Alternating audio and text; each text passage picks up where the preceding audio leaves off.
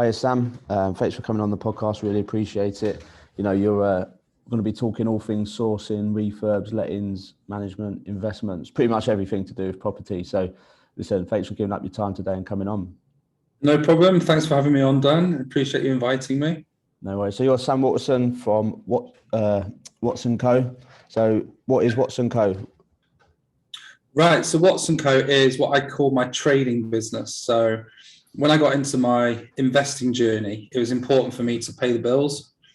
And rather than sort of quit everything and just try and do investments, I wanted to have a job within property that would pay the bills. So a lot of people want to leave the job. Me, it was like, well, I don't want to leave my job. I just want my job to be more relevant. So it's the service-led, customer-facing business that offers our services to our clients in exchange for fees. So the four main services are sourcing, refurbs, lettings, and management. And then it complements my investments myself and the other things that I do personally. Yeah, brilliant. So when did you set it up? I set my first company up in 2010 when I left paid employment. And that business I sold in 2016, right at the end of the year, and then set up Watson Co. January 2017. So we've just hit 5 years? Yeah, 5 years now. Oh, brilliant. And how's it going for you? It's going well now. Yeah, there's been a few ups and downs. So originally when I started this business, it was lettings and estate agency. And then in 2018, we wound down the estate agency side of the business to concentrate on more lettings and investments. And then 2019 was when I kind of went a bit more full on into sourcing. Refurbs naturally follows on from sourcing. So the more deals you can source that need refurbs, the refurbs will follow on. And then that naturally then feeds on to lettings and management. So, we're doing well. Lots of projects coming up. We've got quite lofty ambitions this year. We're trying to agree 2 major conversions every month that will then feed into our pipeline for the next 6, 9, 12 months going into next year. And the conversions, are they resi, commercial to resi? Are they HMO? Typically, it's either an existing HMO where we'll rip it out and redo it, or it'll be a C3 family house or just a normal house where we'll go for a change of use to HMO. So at the moment, we're focusing on 4-bedroom through terrace houses because in Leeds, where we are, all the houses are of a certain shape. So in some areas like Stoke and Coventry and Derby, you see people put on social media these properties they're doing, but their floor plans are completely different. Whereas with us, what we've got is a standard 4-bed through terrace with a basement. So we're looking for ones where there's either the opportunity to convert one part of the basement or both sides to give us 5 or 6 bedrooms in the HMO. Fantastic. I've never really done any work down in a basement. Do you have to fully tank it out and put windows in, or are they already existing sort of habitable rooms?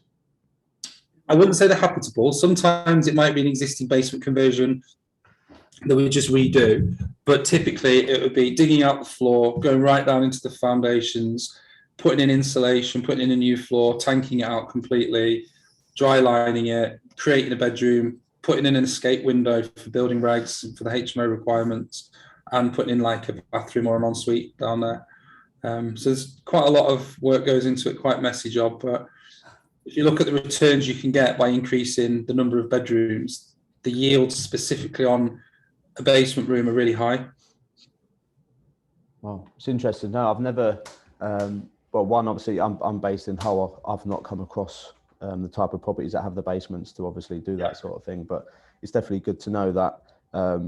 I'm sure some people may even discount it, look at a basement and think, oh, we can't do that. I don't know how to do that. Is the roof height certain height? Has it got the windows? So it's definitely opportunity, and obviously you've seen that. Is there many people like yourself in the area offering everything that you're doing, do you think? There's a few companies that have similar business models to us. There's quite a large player that don't have the lettings, but they do the sourcing and the refurbs, but they tend to cover a larger area. And then there are a couple of other, 1 or 2 maybe, who do the full sourcing, refurb, lettings, management. But we're quite unique, I guess, in our approach. There's probably only, one other company that have a similar business model to ours. People tend to focus on one part of it more than others. So originally we were a letting agency, and the idea was to have sourcing as like an extra service. Yeah. But what I realized was, if you think about the natural life cycle of a property, sourcing always comes first. So I kind of span it round and says, right, from now on, we're a sourcing business that offers lettings rather than being a lettings business that offered sourcing, and just focused all our efforts on the sourcing side of it. Because naturally, if we get that right, everything else will follow in line. Yeah, and if you was to sort of strip it back in layman's terms, the process is sourcing, refurbishment, lettings and management, isn't it? Exactly. And similar to what I did, like my primary business was sourcing. So that's how I started in property. I started sourcing, and naturally people said, "Oh, can you manage it for me?" But I didn't. So set up a lettings and management company, and now obviously we're focusing on that. So everything feeds itself. So you've got the sourcing that feeds the lettings, and obviously the lettings in the future, if landlords want to wind down, can then feed your sourcing. You know, it goes up and then comes all the way back down again. Gets you in the mix. It gets you in the industry. So you're there with the landlords. You're in a position where you can pitch rent to rents and lease options because you're meeting the people and you can see the situations. But I also find with sourcing, you're meeting lots of investors and landlords in the area who might not ever buy a source deal from you. They might get one from elsewhere, but it's the contacts and the connections and the ability for you then to offer them a different service that they may not have got in touch with you for in the first place. So one of the examples I always say is, go to a room full of landlords and stand up and say, I'm a letting agent. Who needs a letting agent? No one's going to stand up or put their hand up. They'll probably look the other way. But if you stand up and say, right, who wants property deals? Who's looking to buy another house? Every single hand will go up. So it's a really, really engaging way of getting into the conversation that can then kind of travel from sourcing through to the lettings. So you kind of build the relationship with the sourcing, but then they become to know you as the letting agent as well. Yeah. So it makes cross-sell. Yeah, and it's quite you know, what you've done is, like, let's say you flipped it on the head, you've then put sourcing at the beginning, you've taken sourcing. But obviously prior to that, we had a call off air. This was something a few weeks ago. You can hear a call. My phone's ringing at the office phone for some reason. Basically, what I was saying then is, lost my train of thought. I'll cut this bit out. So yeah, obviously you said about the sourcing business feeding the lettings business. You was originally a letting business, but one thing that you also said off there when we had a conversation when we was discussing scaling a sourcing business is something I want to touch on about people who may be interested in deal sourcing. A lot of people get a bad name in deal sourcing. You know, you obviously do it, I do it. So I like to sort of stick up for the sourcers out there. Not all of them, because there are some Del boys, but yeah. Having the conversation, a lot of people, obviously the argument is, do you get the deal first or the investor first? I know when I first started, I tried going out to get the properties, but having the conversation with you and obviously you spoke for a lot of other people on the call. What's your approach to deal sourcing? So I think now I've completely flipped it around, because there's a lot of investors out there who come from a wide range of different backgrounds and have different avatars. The difficulty people have is they start sourcing, they go onto the large Facebook groups who are full of investors who are doing the training courses, who are wanting all the BMV and BRR and all this fancy, you know, strategies that they get trained on. And then the sources go out and trying to find these properties. But in reality, those properties are quite finite. You'll come across one or two, but nothing anywhere near being able to create a decent business from, unless you look at doing it on a national scale.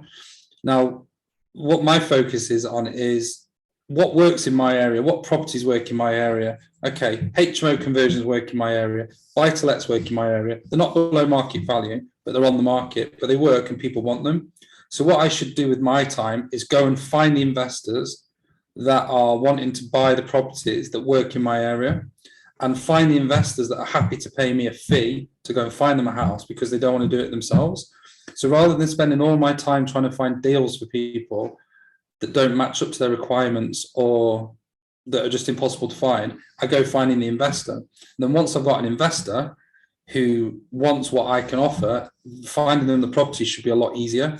So I just flipped it around now. So I concentrate mainly on finding investors And then when I'm looking for the properties, it's like they just slot in so much easier. Yeah, and I guess if you know what you're looking for, it's a lot easier because you can literally discount a lot of stuff out there. So, people come, oh, I've got this deal, but deals are subjective. So it may not be a deal to 50 investors that you have. And if you do secure something, it might not fit anyone's criteria. Then you're left flogging a dead horse. Someone might buy it, but it just makes your job a lot harder. Especially with time in this game, sourcing can be very sort of time intensive, but we also know you're fully systemized on that front as well, aren't you? I think the important thing is to be focused. So because my agency's in Leeds, all my background's in Leeds, I own properties in Leeds. I decided that I was only going to source properties in Leeds, mainly as well because if we're doing a refurb, we want to be able to go to site. So if we've got 5 or 6 refurbs on the go at any one time, we don't want them dotted all over the north of England with different build teams because we won't be able to keep on top of it. If they're in the local area, managed by build teams who can take on multiple jobs, it's easier to keep the reins on. And I just looked at what works in my area, right? So buy-to-lets and HMOs. So I just focus on those 2 areas. So I've either got investors who want buy-to-lets, who'll pay us up front and we go and find them what they're looking for, or investors who want HMOs. We don't charge for them up front because there's no guarantee we'll find one. But I know when I view a house that's suitable for a HMO, I've got 5 or 6 people I can just bring straight away who would be interested in the deal. And then when I speak to an investor who wants a flip or who wants commercial to resi or who wants something else, they can just sit on my mailing list. I'm not going to spend too much time and effort and energy on that because that's not my core focus. And then when I get the off-market deals, so someone will come to me and say, oh, I've got this property, or I've got this building, or I might see something just on my travels, I can then send it out to my mailing list, and then that will match up with all the people who don't want to pay me up front to get them a buy-to-let, who don't want a HMO, but they want something else. And so it's kind of a good combination of both worlds, but without wasting my time hunting down something for someone if it's not going to go anywhere. Yeah, no, I totally agree with you on that. And having, like I say, having your focus is important. You know what works, and you know that being able to find your buy-to-lets and your HMOs, you can offer the investor the service that you want to be known for, like a top quality service, which I'm sure that's what you offer anyway. But yeah. And also as well, you want to be known for something. So if you're always flitting from one type of property to the next or one strategy to the next, you're never going to be known for something. Whereas if you focus on something and you own it, people will go, well, he's the guy you want to speak to about that thing in that area. And also your social media or your content. If I'm posting pictures of HMO conversions and, project updates about HMOs, I'm going to attract people who want HMOs. So I'm always talking about what it is, where it is, who it's for. Then that way, naturally, when people see your content and you're out there speaking to your audience, you're going to attract people who want what you offer, and then you can, set up conversations and get people registered. And that's another point I wanted to touch on. How important is social media to you? Obviously, besides the next 30 days or the next 25 days, you can't post on it, but we'll touch on that in a minute. But in terms of posting on social media, I see that you are very active, especially on Facebook. You do post a lot. Do you find that you get a lot of resource or investors through that channel, or is it just word of mouth and referrals now, because obviously you've been doing it for a while? Yeah, so I say there's 3 main avenues for me getting investors. One would be people just Googling and finding us, finding our website, which is a good one. But yeah, social media, and obviously word of mouth and recommendation. I'll go into a course and I'll meet people on the course, but then those people will become connected with me on Facebook. And over time, by seeing my posts, they'll learn more about my business and what I do, so that when they've got the opportunity to then refer someone to me, they know to do that. So I would never really say, I'll go on a course and meet someone and they'll start sending me deals. But what will happen is I meet people either online or in person. We then connect on social media, and then I'll use social media to communicate what I do on a regular basis, so that people who may never become a customer of mine may refer people into me who might be customers of theirs who are looking for something in a different area or a different strategy that doesn't fit their requirements. So the good thing about property is everybody can help everybody else out. You might be speaking to someone who wants HMOs, but you don't do HMOs, so you can refer them to me, and we can do business together, and I can return the favor and refer people into you if they're looking in your area and I'm not. So, I think social media is just essential. It's probably the most essential tool. I've got 2 kids. My missus is a nurse. So every Tuesday and Wednesday, I do the school run, and she generally works late. So all the property networking events are generally on a Tuesday and a Wednesday. So I've never been able to go and do the whole networking scene and travel up and down the country and meet lots of investors in person. So I've relied on connecting with people on Facebook primarily to build my audience. And then, I've got a decent amount of followers on LinkedIn, and I'm trying to build my Instagram at the moment, but definitely Facebook is the one that I've focused on. Yeah, and to be fair, exactly what you explained then is pretty much how we met. I think it was through a referral actually. So obviously you probably don't mind me saying, we did some training through another provider, and that's how we sort of become part of the same, let's say, cohort or group. And then I put a request on that I'm trying to scale the sourcing business. Who's the guy to go to? And your name was thrown in the mix a few times, hence how we met. Hence why I invited you on this, because your experience in the property industry, through scaling a sourcing business, letting business, obviously you systemize your business, you've got all your refurbs going on, is for people starting out, especially people who are on that stage, is something that probably a lot of people aspire to get to. And I'll say it myself, I'm aspiring to get to that point as well.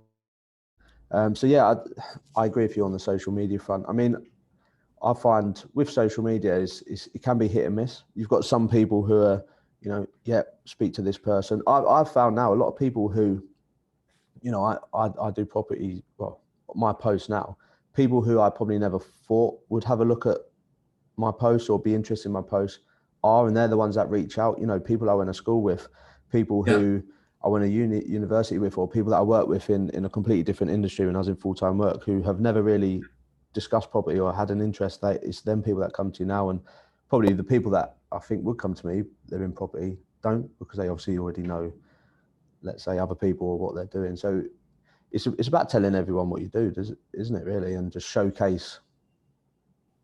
I think you've got to think about it in 2 ways. You've got to think about it in when you put a message out there, you're delivering the message to the people that can hear it and see it. But more importantly, I think you're delivering that message to the people that know the people that you know. So if I go and meet a sourcing agent in Hull at a networking meeting, you, for example, the chances of me and you doing business together are very, very small, but the chances of us referring someone to each other are very, very high. So you've got to think about, when you put your content out there, it's not necessarily the people that you know. It's when somebody comes to that person and says, I'm looking for this in this area, who's the person to speak to?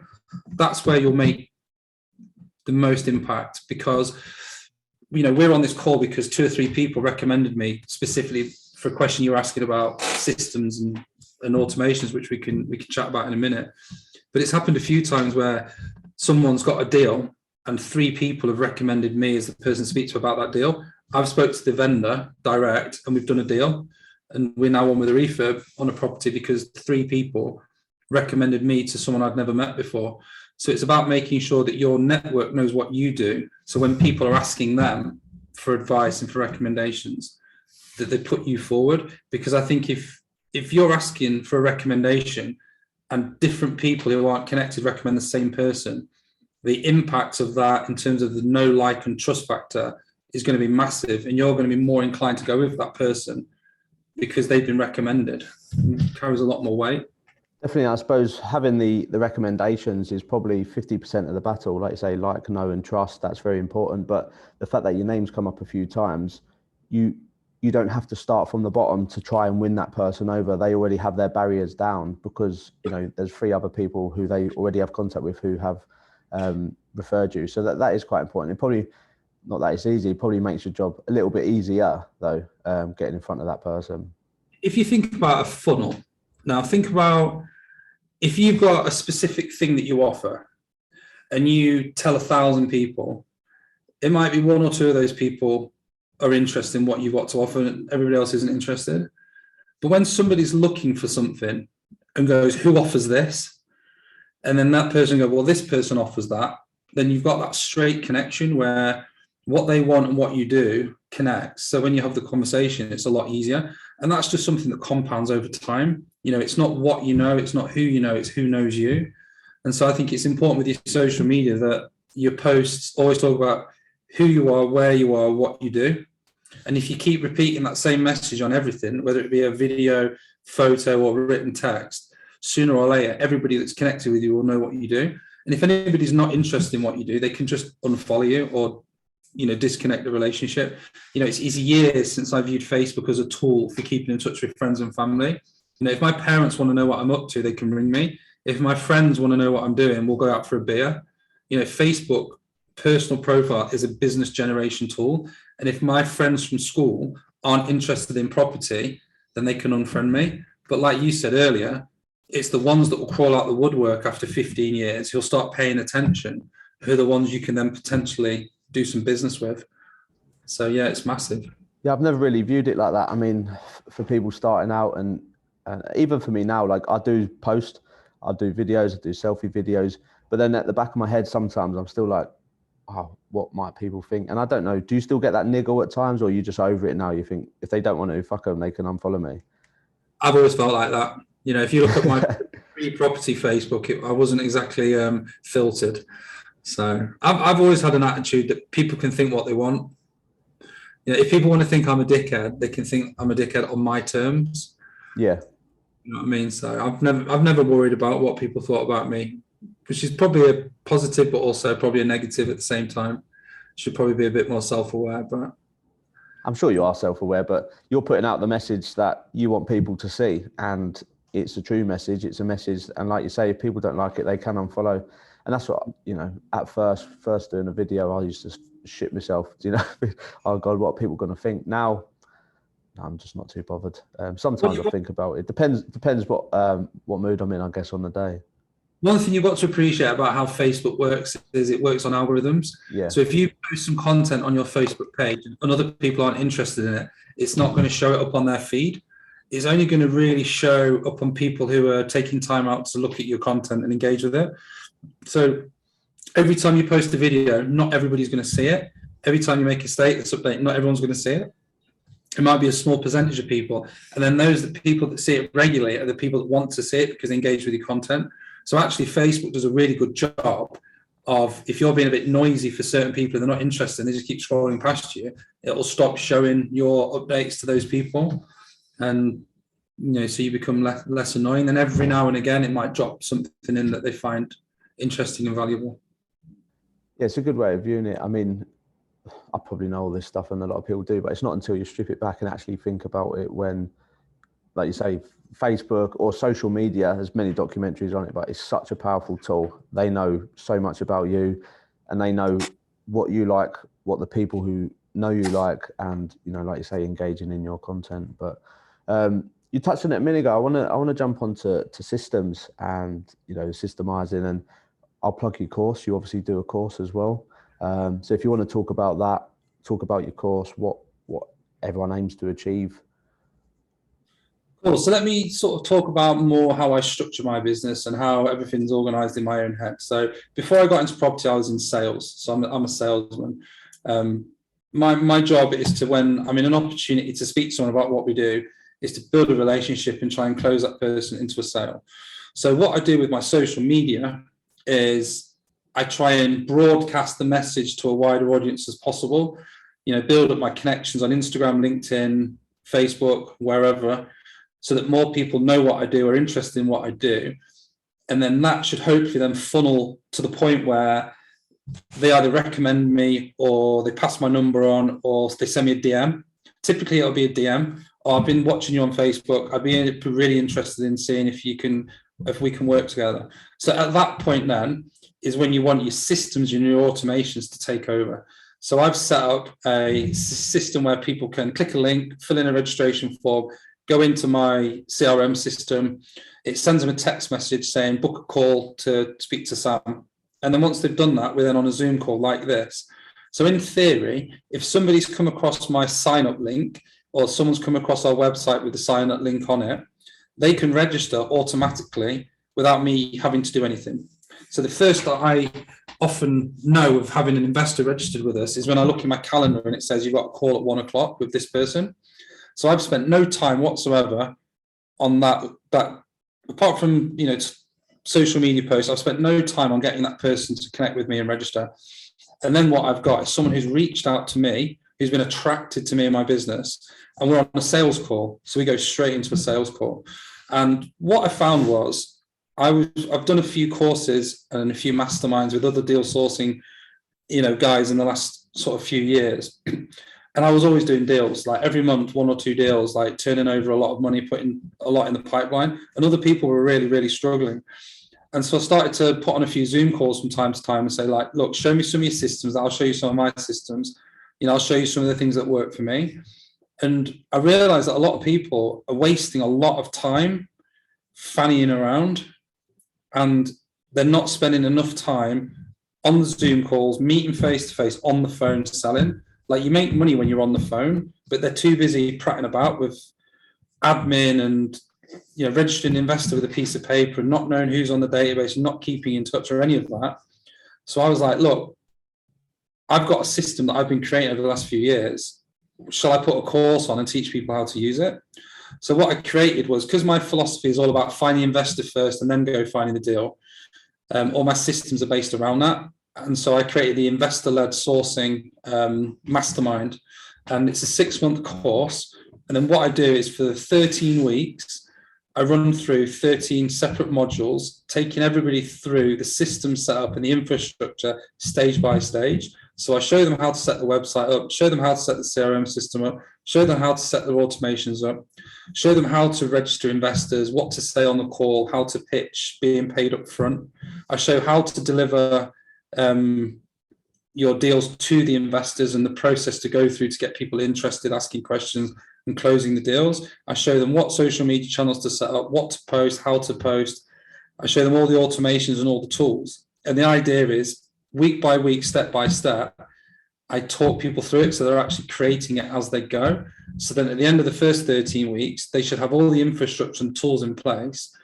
And then for the next 3 months, it's like coaching and mentorship, where again, we jump on a 1-hour Zoom call and we go through, right, what deals have you got? Who are you speaking to? How many social media posts you do? And what can you do to reach the next level? And the idea is, rather than people having a sourcing business where they do 1 deal every 6 months, I want to show people how they can do a deal a week, or, you know, multiple deals a month, how to get extra income, how to grow the sourcing business as an actual proper business that cash flows, that can be scaled. Anyone can do 1 deal every 6 months, but that's not a business. So the idea of my course is, I'm going to go, look, here's the infrastructure. It's no quick wins, but if you use this infrastructure and then free up as much of your time to just get on the phone and sell, you're going to make more money. Yeah, and to be fair, that's, you know, it's a course that I am interested in. I've expressed my interest in it, and where I'm becoming a lot busier now with deals. So it's getting to the point now, I'm not losing track, but I'm just like, everything is sort of here, there, and everywhere. Obviously, these are deals that are already going through, but we have our CRM, we have stuff on it, but it's the getting people that are interested in your content. Like you say, you've already got people who come to you who are willing to come and probably take on your services because they know what you're doing, they like what you're doing. That's the bit that I'm interested in, getting people into that funnel. My background, sales as well. I understand it's all about a pipeline, the sales funnel, you know, moving them along the pipeline and closing them at the end. It works well, but I think for me at the minute is saving that time. Like you touched on it, it's the admin side that is that takes up a lot of time when you should be on the phone selling. And like you say, that's when you make your money. What I've done with my system is, you've got your social media that attracts investors to register with you, but then you also use your social media to communicate with investors who've already registered.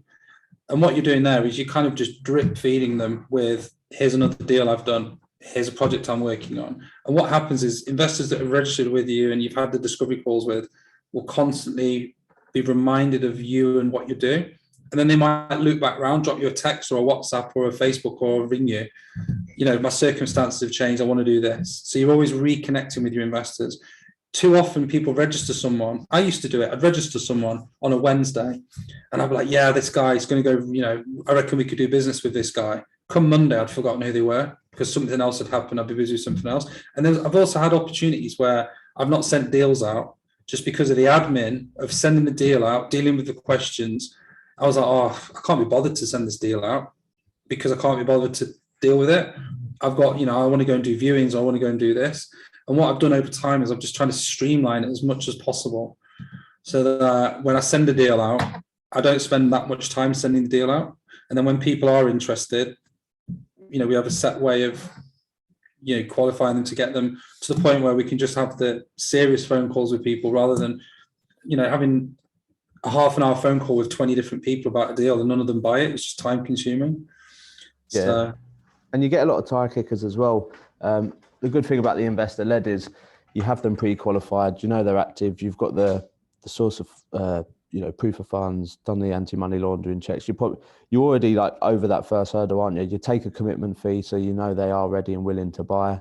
But it's like on the mailing list stuff, when you send that stuff out, like something that might not fit your investors, and I just want to speak to you about this. You get, like you say, 30 people WhatsApping you, ringing you, all just because they want to know one little question, and it's not for them anyway. And you spend probably 2 hours doing that, and you get nothing out of it. So definitely is important. It's something that I'm focusing a lot more on, looking down the investor side. So got a number of investors, but the market at the minute, for me personally anyway, I've shifted. I'm working with a lot of overseas investors now, because it's a different type of purchasing, as opposed to some UK national investors where they may be on a training course and they want X, Y, Z, 25% B&B. I just say that it's not going to happen. I'm not going to find any of them deals. Like, you're not an investor for me. And I think that's quite important as well, is saying no. Being confident in what you offer. Like, I always kind of start a call with what you're looking for. Well, this is what I can do. If what I can do is what you're looking for, then let's talk. And generally, I do it on Zoom like this, because what I'll say is, right, if you want to buy to let in Leeds, you're looking at 6 to 7% yield. And then you can judge by their body language. If they start nodding, that you can go somewhere. Well, if they're like, I'm looking for 10% yield, I'm like, look, honestly, if you're looking for a 10% yield buy to let in Leeds, then you obviously don't know what you're doing. So come back to when you know what you're doing and you've realized that that's not possible, or go and look in a different area. And, I don't try and educate people on why they should invest in Leeds. What I want is people to come to me saying, we want to invest in Leeds. We want to work with someone to invest in Leeds. And then I'll pitch them the service.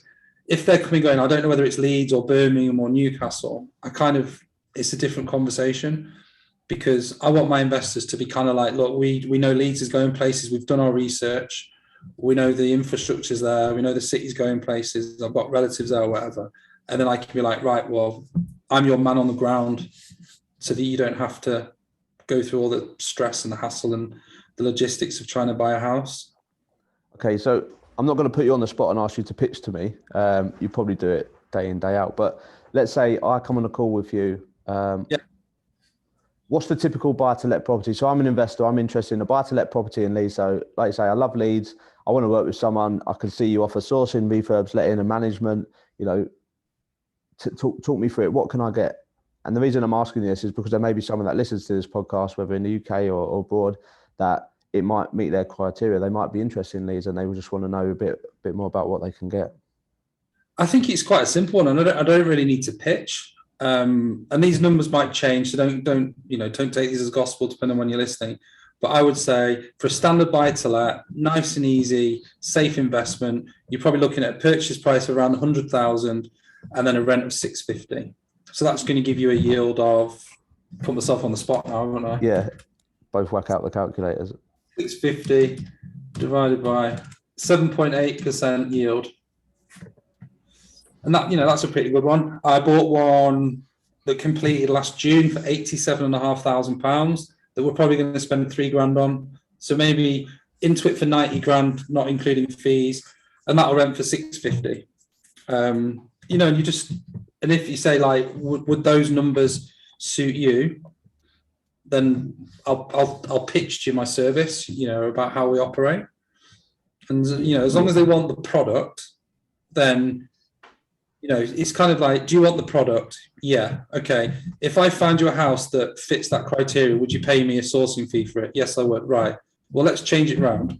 Pay me the sourcing fee now, and I'll go and find you something that's similar to that. And if I don't, you can have your money back. And then there's no real get out of jail kind of for them, because you've already said you'd pay me for a property that meets that criteria. So why don't you just pay me now? And that means I'm not wasting my time. You get access to all my knowledge. You can ask me as many questions as you want because you've paid me. You've paid me for my time.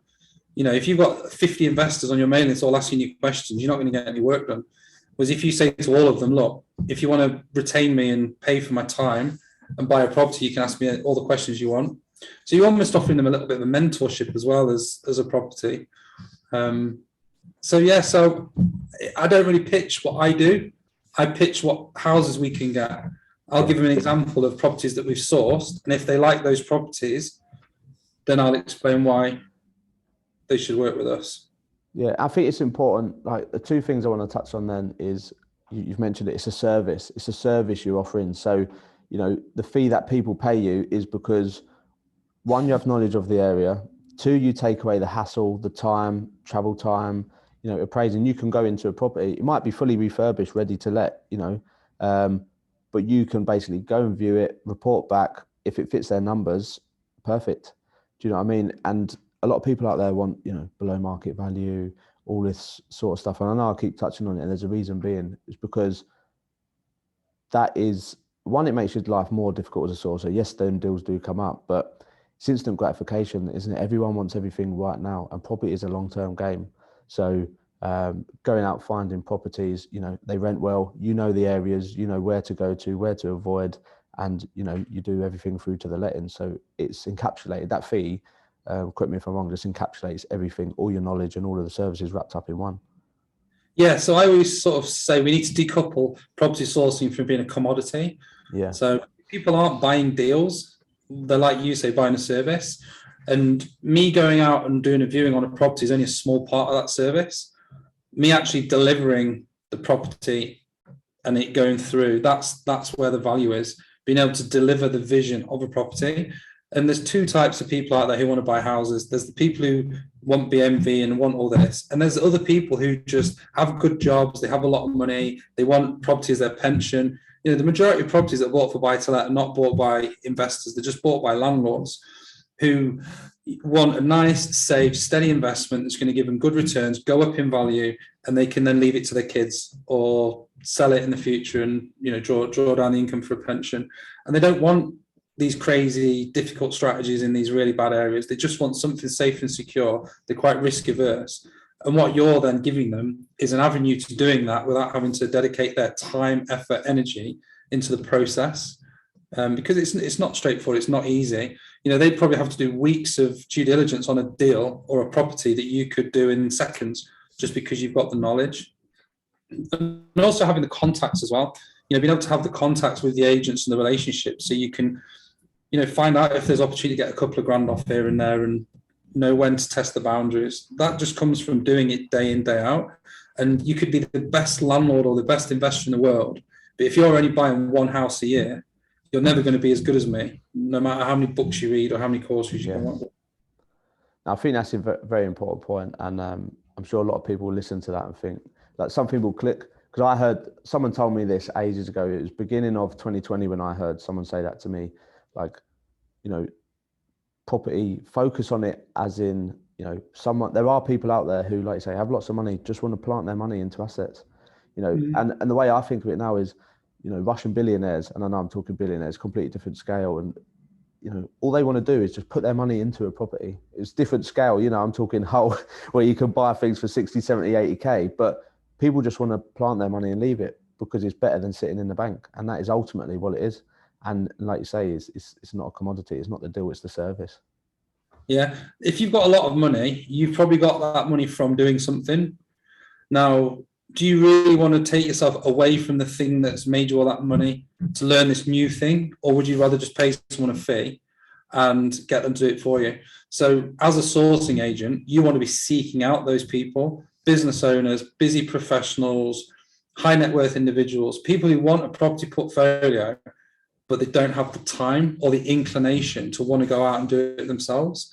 My best clients are business owners and they want to have as little involvement as possible, but they want to keep funneling the profits from their business into a property portfolio. So I just facilitate that and I listen to their needs and I spend time with them and I work out exactly what I can offer above and beyond my service, which is going to make it as easy as possible for them. and then they become my raving fans then, because what they've got is someone who delivers exactly what they need in return for money. And generally, if someone's a business owner, they appreciate exchanging time for money, because that's what they do in their business. Yeah. You know, I've had people who are like trying to negotiate my fees, and I'm like, what do you say to your sales team when your customers try and negotiate your fees? You know, like, you appreciate value because you give value to your clients. And I think when you're speaking to people who are like that on a higher level, it's so much easier than speaking to someone who's got 20 grand saved up, who's gone on a course, Yeah. who thinks he's going to get this, that, and the other, who's too scared to spend it. Yeah, I saw something on Facebook, believe it or not, the other day, and it was like a £500 client and a 50k client. I don't know if you would have seen it, and it says £500 client. Can you explain your services? Can you justify this? 10 questions. It says £50,000 client. Money transferred. Do you know what I mean? And it is. I've worked with people at both ends of the scale. So business owners, stockbrokers, you know, who have large sums of money. You know, you say, right, this is the fee. This is what I'm offering you. This is a property. Yeah, brilliant. All right, money's in your account. Let's go ahead and go with it. And then, like you say, that people have got £20,000, which is still a large sum of money.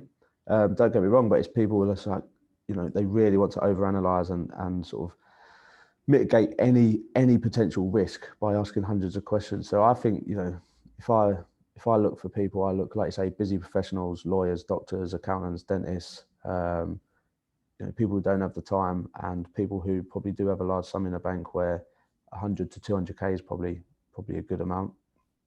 Yeah, I always look at it and think, if anyone's got less than 100 grand, the chances of us doing business are quite low. If they've got more than 100, it gets higher. And then, you know, if someone's got £1 million plus, that's when I'm like, right, we don't get them on a call, we take them out for dinner. Yeah, schmooze them. Spend time with them. Spend time with people who've got the money, because they need you more than others. You know, I'm always taking my clients out for food and meeting them for drinks when they're in town. Yeah, I think that's important. The relationship side of the thing. And I think with social media and, you know, Zooms, I think that face-to-face or the personal interaction may have been lost. And, you know, I like to say, I've worked in sales. I understand the importance of, you know, as a salesperson, you're told, right, go to the sites, you know, at least, well, I don't know what your KPIs are, as was like at least once a month. You know, you're phoning them, you're calling them, you're visiting the sites, you're constantly in that person's face.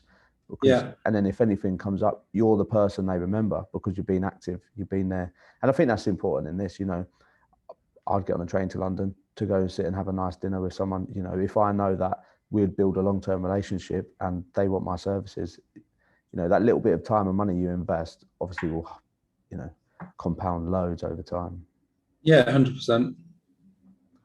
Brilliant. So just want to ask a few more questions. Oh, your light's gone out. For some reason, they put a sensor instead of having a light switch in this office. Oh, really? I've got that in my my corridor upstairs at home. Weirdly enough, so we bought a house in August last year, so we've only been about 6 months. And when you come up the stairs, you've got the hallway that runs to our bedroom, and it's a sensor light. So we've got a 2.5-year-old, and if she like wakes up in the night, you can't get to her room without a light coming on because it just switches straight on. So you walk out your room, you're like, fucking hell, like you just get blinded, and you just why have someone put that in there? Well, HMOs, to be fair, to stop people leaving the lights on. It's fine in a HMO, but not in your own home on a corridor. It's only one light. If I go to the toilet in the night, I'll leave the lights off so I don't want to go blind. Exactly. Well, that's what I used to do. Well, that's what everyone does, apart from the people that used to live in this house. Yeah. Obviously, we have an ensuite, but yeah, if our daughter cries, and we're having another baby in May, so we'll have 2 kids. You know, if they're both up all night, yeah, just be fucking like being in the disco hall, flashing lights all night. So, obviously, you've been in property. You said you started, what was it, around 2008? 2006. So you've been in the industry a while then. I'm sure you've faced many challenges, but what would you say your biggest challenge to date is in your property or business career? Well, that's quite an easy one, because my last business didn't really have any direction and it grew really fast. And then it went pop. So it became a very student-focused agency, and it was predominantly lettings then. I wasn't doing all the sourcing, it was just lettings. And what happened was we had loads of student houses that we would market in November, December, and the tenants would move in the summer. So we were cash flowing like a 9-month lag. And then obviously, if you're managing a property, you'll get a percentage of the rent every month for a year. So it could be that we let the property in December, we start earning from it in July, and we stop earning from it the following June. So it's like 18 months to get paid. But we've got all the overheads of the business. We're expanding rapidly. We're investing in the business, in marketing, in staff, everything. And it just couldn't cash flow. So that's why I sold the portfolio at the time and started again. So that was a pretty challenging episode.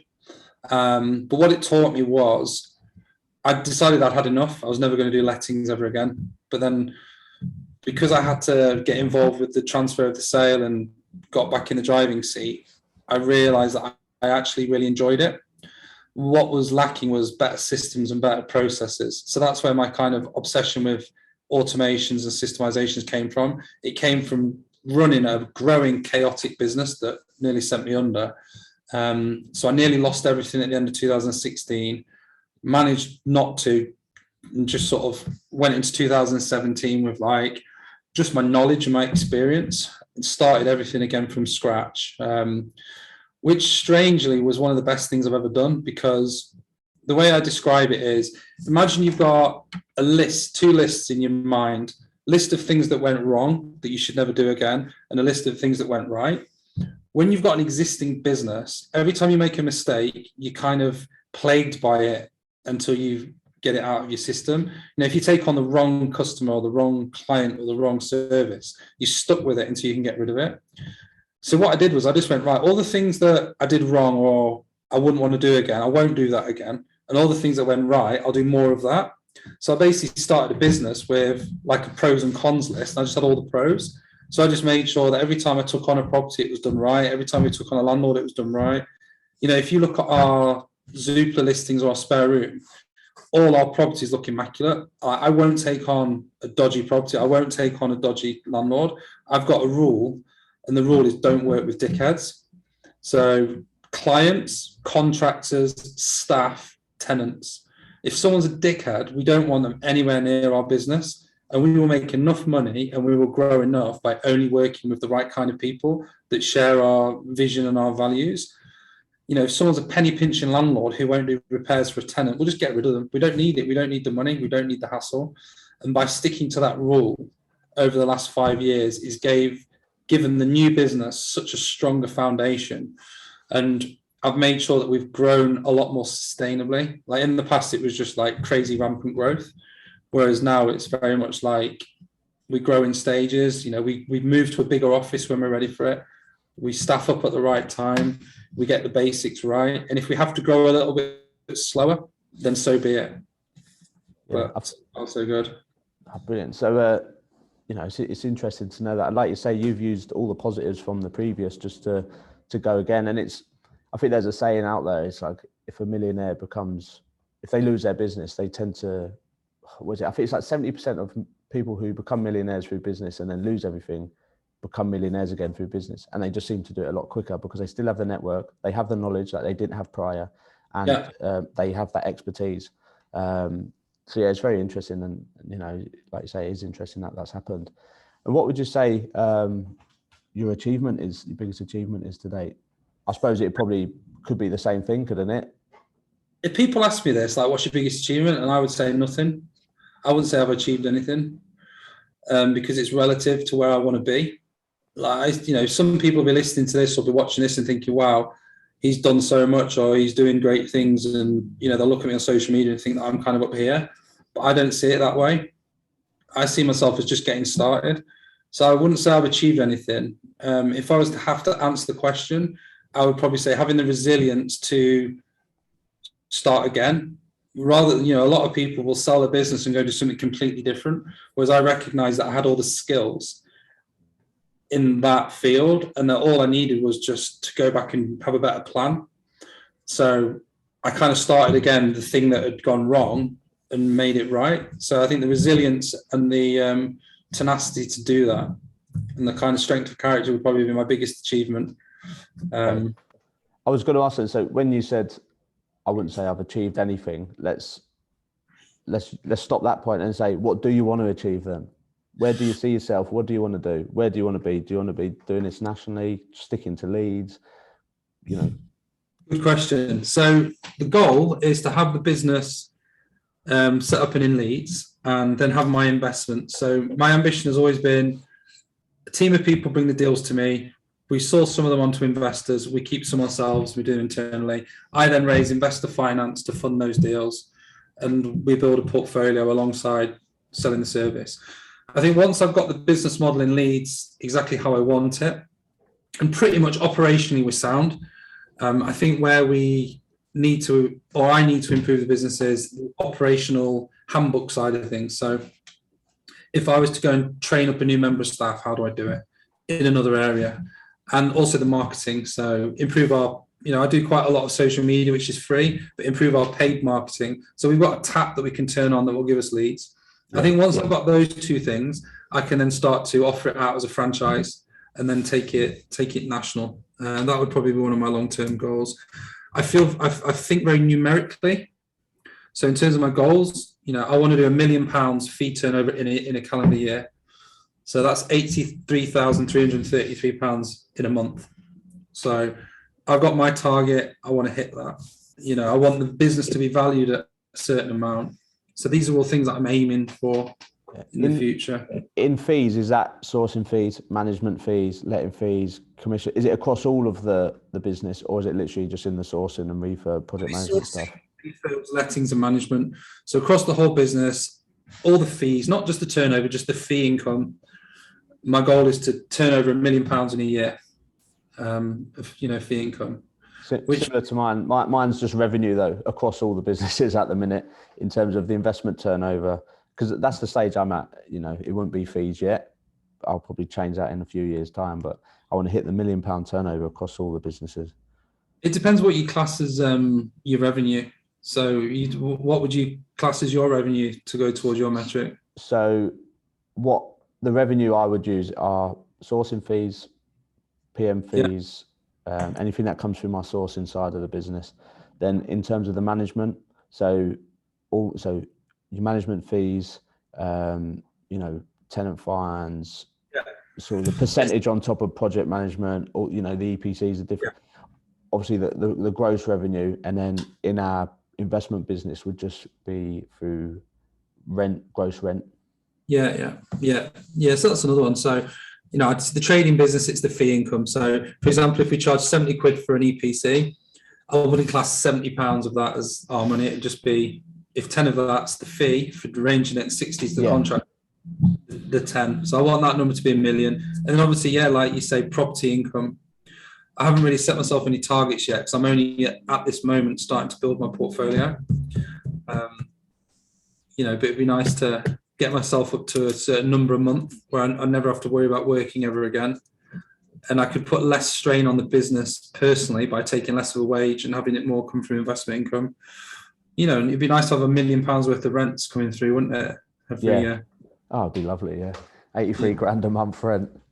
But that's why because one thing that, so I'm in business with my business partner, Tracy. One thing that we've realised is you can spend the same amount of time prepping and specking and doing things for a buy to let than you can for something that's 5 units in. It might take a little bit longer, but buy to lets is a bread and butter. I can source and project manage them, do them all day, do that in whole for many investors. But for our own portfolio, we're looking at commercial to resi. We're supposed to exchange on one on Monday, but the vendor's pension fund hasn't signed the contract. Right. And it's with their signing team, and it's going to be signed tomorrow. Just little things like that, just delay stuff. But that's for our own portfolio. But my focus is, people say buy to lets are dead. I love buy to lets. I think they're fantastic. I just think it's an asset class that it's always going to grow. There's always a demand for residential lettings, isn't there? And it feeds our letting company. So I'm looking at it. One thing's feeding another. Yeah, definitely. I think you get economies of scale when you start looking at HMOs and multiple units in commercial conversions. Yeah. Brilliant. So Sam, how can people find you? There might be people that want to reach out, want to invest with you, want to take part in your training course. You've mentioned your funnel. How can people find you? What's the best way to go? So I've got quite a unique name. If you're watching the video, you can see it above my left shoulder. but it's Sam Watterson. I'm sure you'll be able to put a sort of link in the comments. Yeah, I'll put everything in the comments. Just punch me into Facebook, Instagram, or LinkedIn. I should come up. Drop me a follow or a like. And if you're interested in any of the services that I offer that we've chatted about, or if you're a sourcing agent and you want to supercharge your income with your business and want to come on the next intake of investor-led sourcing, then drop us a message and I'll take it from there. If you send me the link for that training as well, I can put it in the show notes, so some people might go directly through that to you. Yes, what I've got is a Facebook group called Investor-Led Sourcing. So I'll send you the link to the Facebook group as well. And I've also got a link to express an interest where they can fill in their details and it'll email them a synopsis of the course. So I'll send you both those links. Yeah, amazing. Well, listen, it's been great to have you on. I've learned a lot. I'm sure a lot of people will do. Cheers for coming on, Sam. Cheers, Dan. Thanks for having me on. No worries. Bye-bye.